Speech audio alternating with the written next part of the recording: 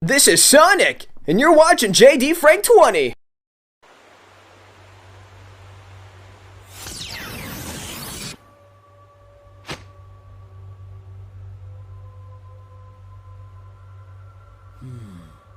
I wonder if there are any Chaos Emeralds around here.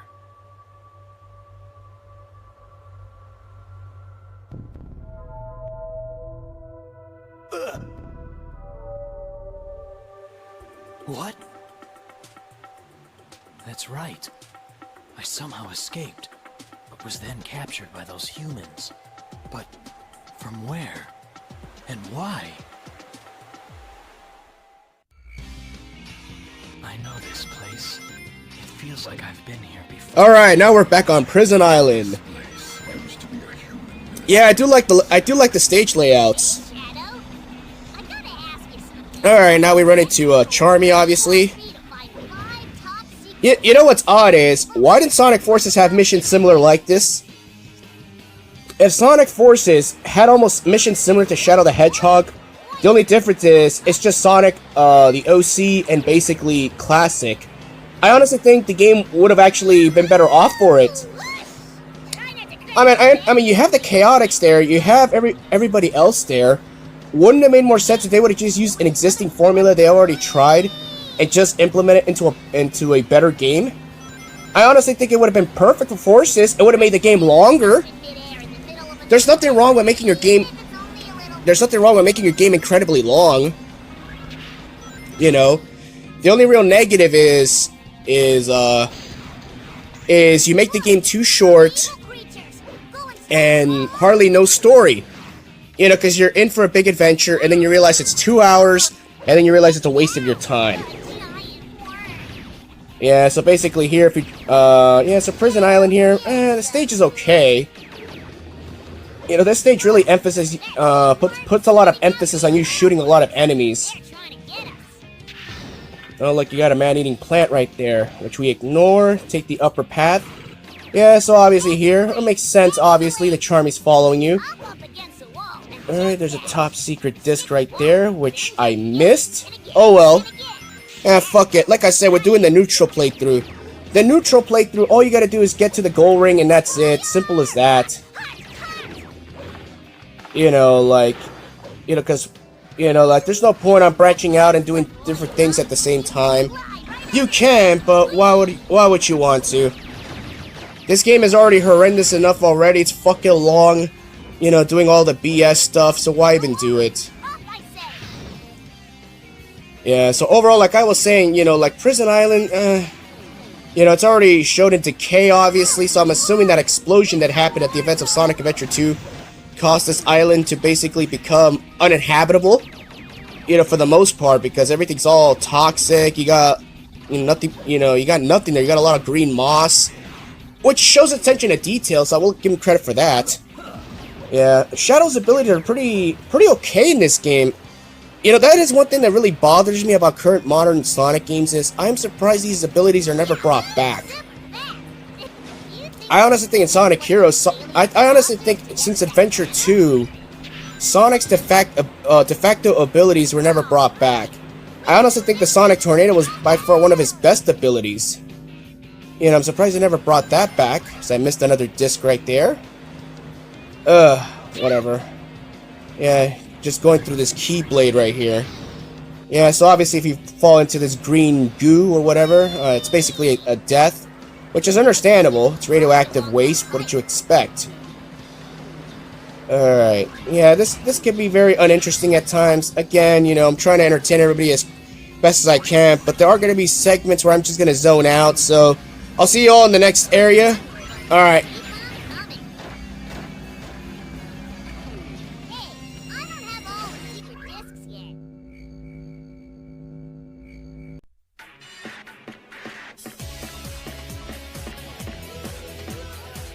Those idiots!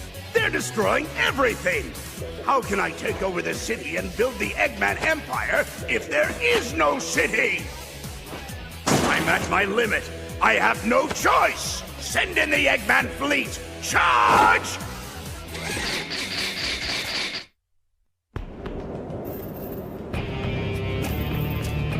I bet no one expected this baby could fly.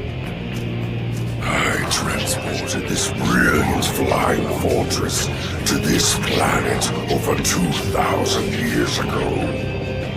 It's magnificent, the perfect killing machine, ready to oppose terror in unimaginable ways.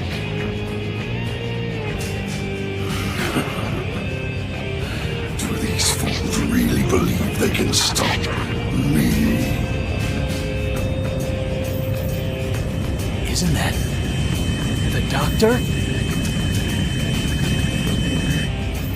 Shadow, do not fear me.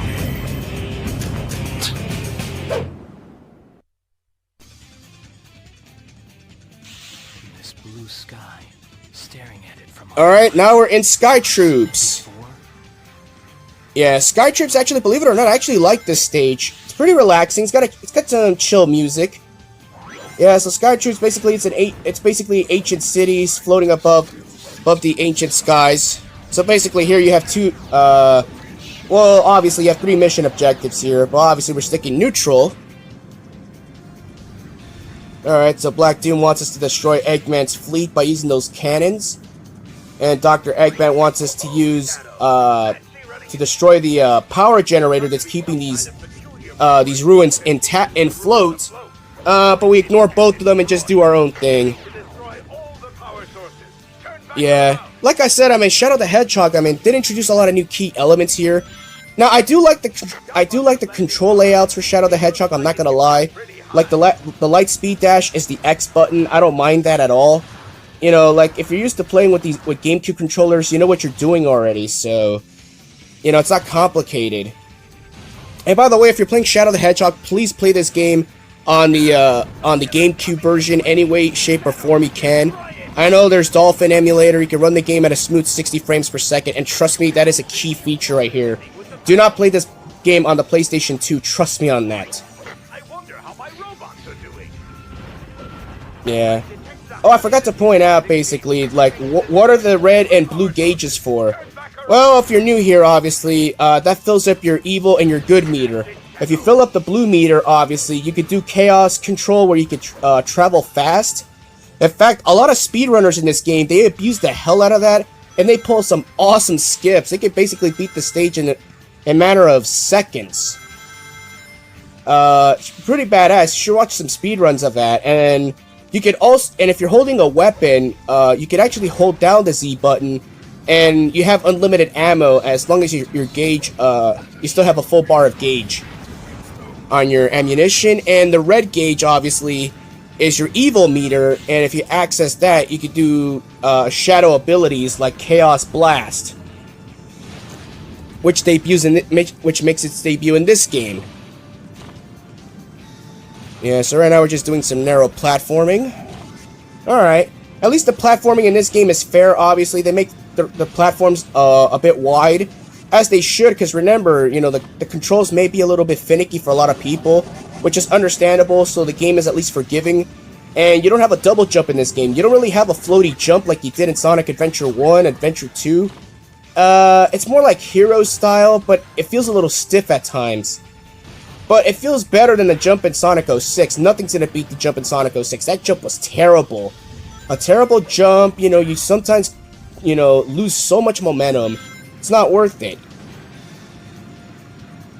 Yeah, so Sky Troops right here, there's not much to explain here. You're just, basically, we're just gonna get the Chaos Emerald and that's it. So I'll see you guys when we get to the next area. Peace out!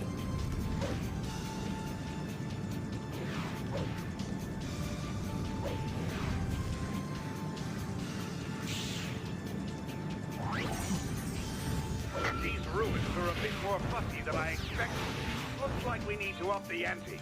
According to my findings, I've detected a high-energy magnetic. Firearms won't be any good against those shields. Strike them directly.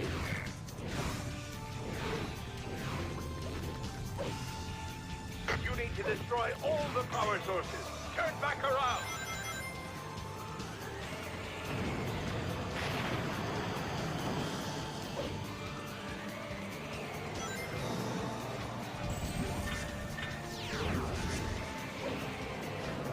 I think that bird-like creature to get past you. Behold the ultimate Try power. rushing it up a bit, and then press the X button to run. Press the control stick up to make this thing dive, and then pull back to make it fly up. Holding down the A button will let you check the lower right-hand corner of the screen to see the creature's remaining health. Make sure you steer clear of walls and obstacles while flying.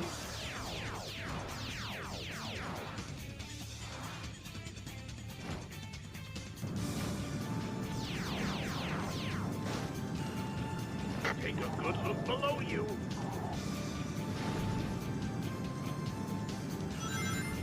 I'm detecting an energy source above. You need to destroy all the power sources. Turn back around.